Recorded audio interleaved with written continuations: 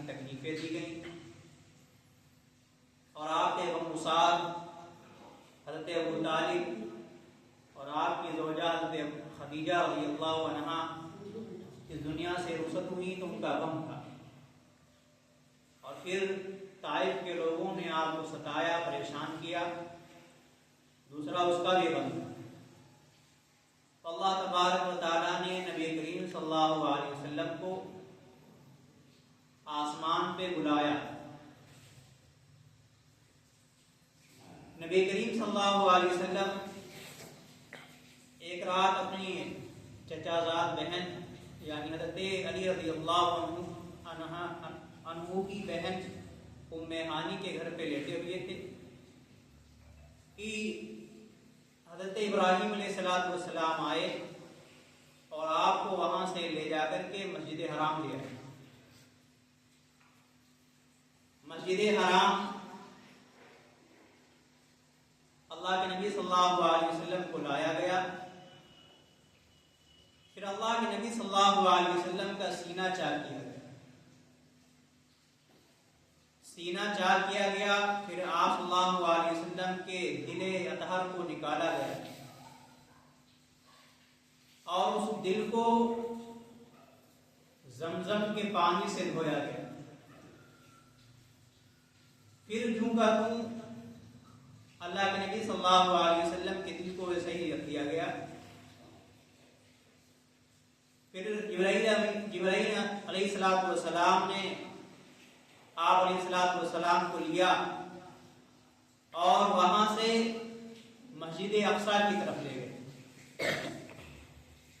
مسجد اقصی میں آپ صلی اللہ علیہ وسلم کو لے جایا گیا، ایسی سواری کے ذریعے لے جایا گیا جس کا نام براق تھا، اور یہ براق برق سے لفظ دیا گیا جس کے معنی بجلی کے آتے ہیں۔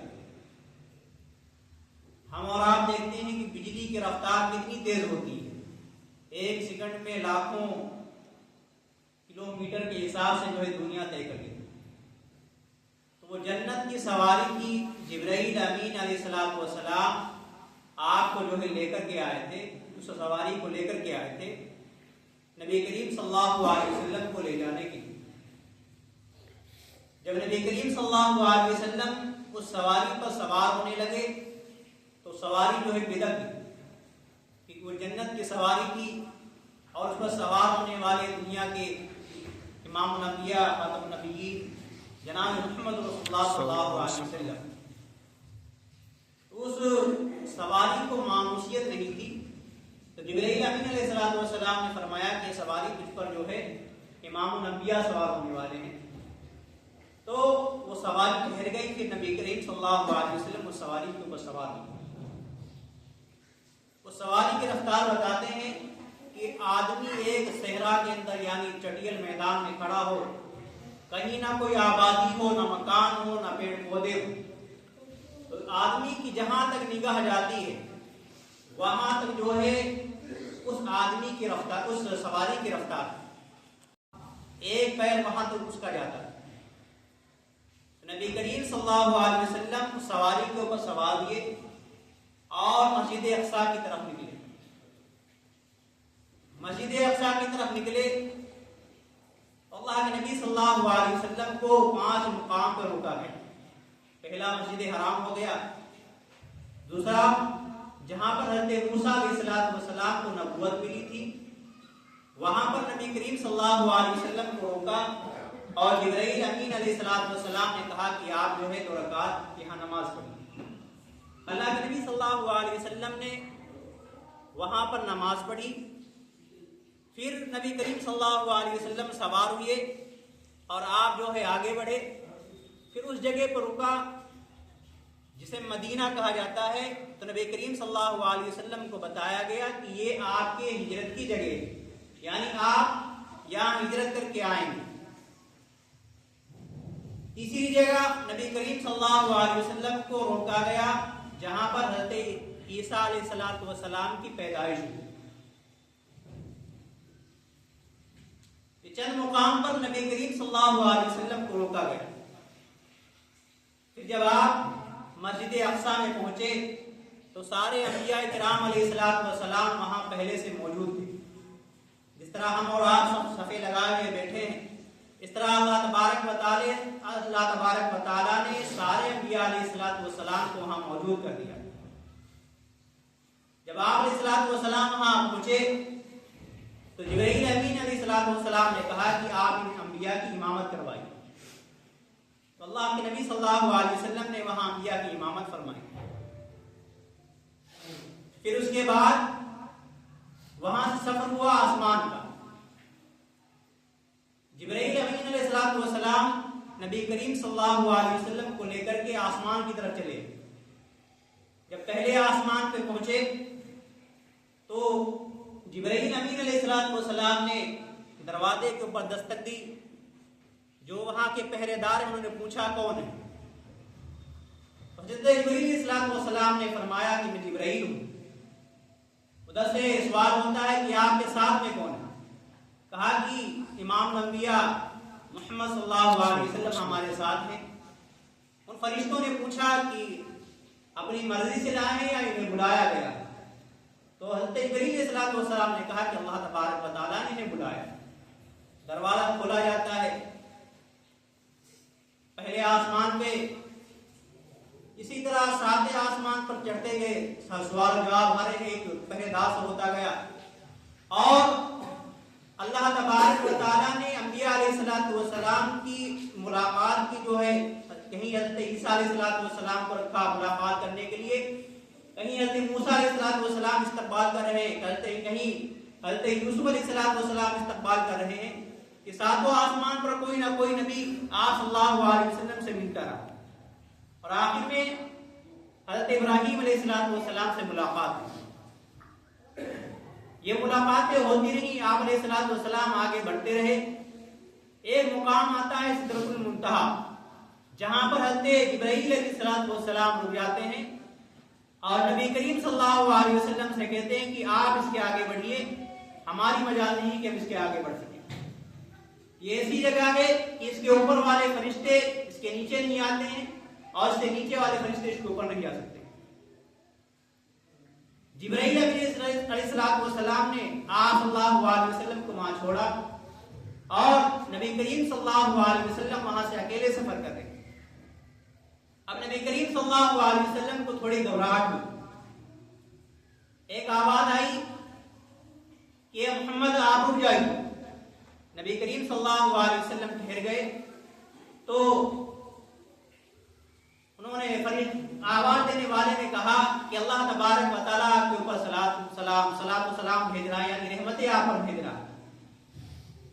پھر اللہ تبارک و تعالیٰ کے دربار میں نبی کریم صلی اللہ علیہ وسلم کی حاضری ہوئی.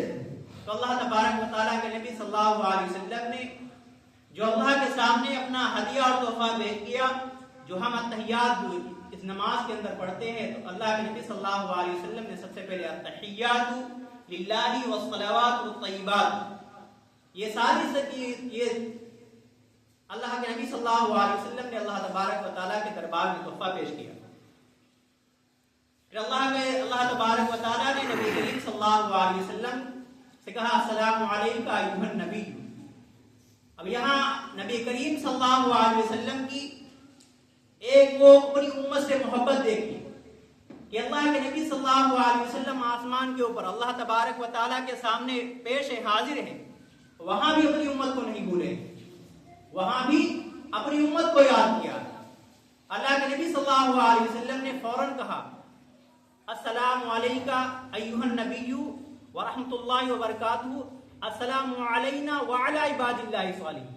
اللہ تبارک و تعالیٰ نے السلام علیکم ایھا النبی کہا اور اللہ کے نبی صلی اللہ علیہ وسلم نے السلام علینا وعلی عباد اللہ الصالحین کہا کہ مجھ پر بھی رحمتیں نازل ہوں اور میری امت ہے کہ نیک بندے لوگ ان پہ بھی رحمتیں نازل ہوں. تو یہ اللہ تبارک و تعالیٰ کے سامنے اللہ کے نبی صلی اللہ علیہ وسلم اپنی امت کا دھیان لگائے، اپنی امت کو وہاں بھی نہیں بھولے. ہم یہاں جاتے ہیں، کوئی بڑا آدمی اگر ہم گورنر کے پاس جا رہے ہیں، کسی ایس ڈی ایم یا ڈی ایم کے پاس ملنے جاتے تو ہم اپنی بات پہلے کرتے ہیں کہ ہماری بات بن جائے، دوسرا بنے یا نہ بنے. لیکن اللہ کے نبی صلی اللہ علیہ وسلم اللہ تبارک و تعالیٰ کے سامنے اپنے جو ہے امت کو بھی نہیں بھولے، اپنی امت کے اوپر رحمت نازل کروا رہے۔ پھر اللہ تبارک و تعالیٰ کے سامنے جو بھی راز کی باتیں ہوئیں، جو بھی ہوئیں، پھر اللہ تبارک و تعالیٰ نے نبی کریم صلی اللہ علیہ وسلم کو نماز کا تحفہ دیا، نماز کا تحفہ دیا۔ اور کتنی نمازیں دی؟ 50 نمازیں دی۔ اللہ کے نبی صلی اللہ علیہ وسلم جب واپس ہوئے سفر پہ، یعنی دنیا کی طرف جب واپس ہوئے، آپ علیہ الصلوۃ والسلام کی ملاقات موسیٰ علیہ الصلوۃ والسلام سے ہوئی۔ موسیٰ علیہ الصلوۃ والسلام نے پوچھا کہ اللہ تبارک و تعالیٰ نے آپ کو کیا تحفہ دیا؟ تو موسیٰ علیہ الصلوۃ والسلام سے اللہ کے نبی صلی اللہ علیہ وسلم نے فرمایا کہ مجھ پر جو ہے میری امت کے اوپر 50 نمازیں فرض کی گئی ہیں۔ اللہ تبارک و تعالیٰ نے میری امت کے اوپر 50 نمازیں فرض کی ہیں۔ موسیٰ علیہ الصلوۃ والسلام نے کہا کہ آپ جو ہے واپس جائیے، آپ کی امت جو ہے اتنی نمازیں نہیں پڑھ پائے گی۔ آپ علیہ الصلوۃ والسلام پھر اللہ تبارک و تعالیٰ کے پاس گئے اور نماز جو ہے نمازیں کم کرانے کی درخواست کی۔ اللہ نے جو ہے 5 نمازیں کم کی، پھر واپس آئے، پھر حضرت موسیٰ علیہ الصلوۃ والسلام نے کہا اور جائیے کم کروائیے۔ اللہ کے نبی صلی اللہ علیہ وسلم پھر گئے، پھر 5 نمازیں کم ہوئی، یہاں تک کہ آنے جانے 9 دفعہ آئے گئے۔ اللہ کے نبی صلی اللہ علیہ وسلم کو جو ہے 5 نمازیں صرف رہ گئی۔ تو اللہ کے نبی صلی اللہ علیہ وسلم سے دوبارہ کہا کہ آپ اور جائیے، نمازیں کم کروا کے آئیے، اتنی بھی نماز نہیں پڑھ پائے گی۔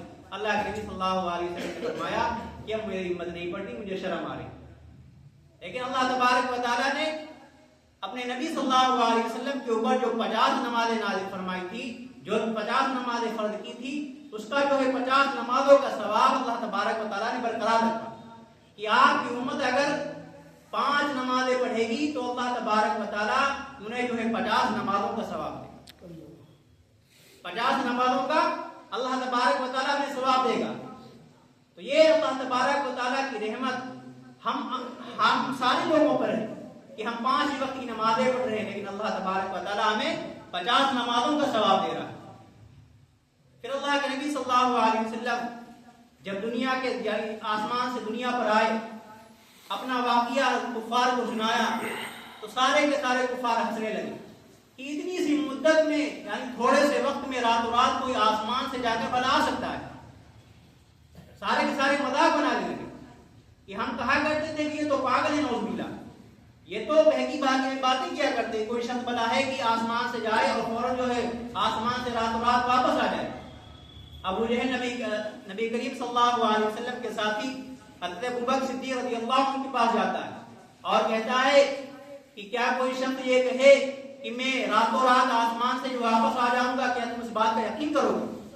حضرت ابوبکر صدیق رضی اللہ عنہ نے کہا کہ ایک شخص ہے جس کو میں جانتا ہوں، اگر وہ شخص کہتا ہے کہ راتوں رات جو ہے آسمان سے دنیا کے اندر آ سکتا ہوں، وہ نبی کریم صلی اللہ علیہ وسلم کہتے ہیں تو وہ سچ ہے، کیونکہ وحی کا فرشتہ جو منٹوں کے اندر نبی کریم صلی اللہ علیہ وسلم کے پاس آ جاتا ہے تو نبی کریم صلی اللہ علیہ وسلم کا آسمان کے اوپر جا کر واپس آنا کوئی بڑی بات نہیں ہے۔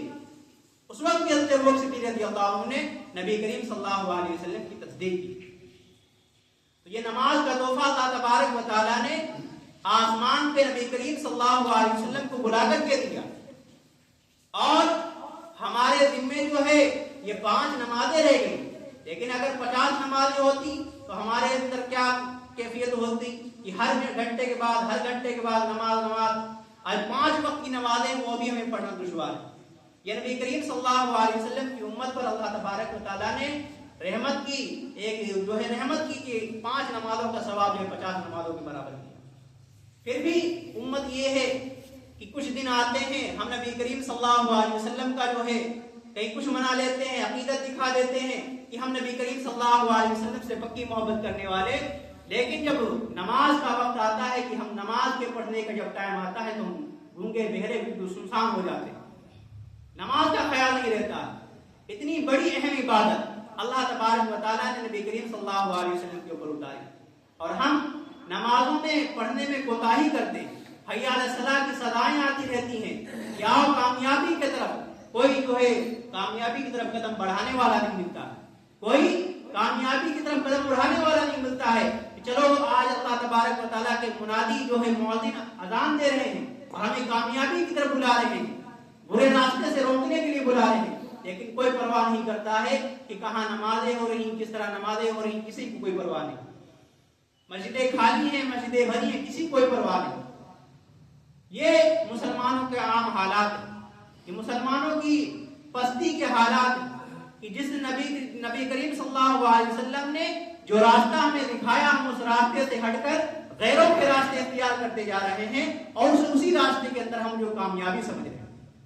لہذا ہمیں سبق لینا چاہیے کہ نبی کریم صلی اللہ علیہ وسلم نے جو راستہ ہمیں بتلایا ہے اسی کے اوپر کامیابی، اور اس راستے سے اگر ہم ہٹیں گے تو اس پر گمراہی. اللہ تبارک و تعالیٰ کرنے دنیا دا عمل کی توفیق عطا فرمائے. آمین.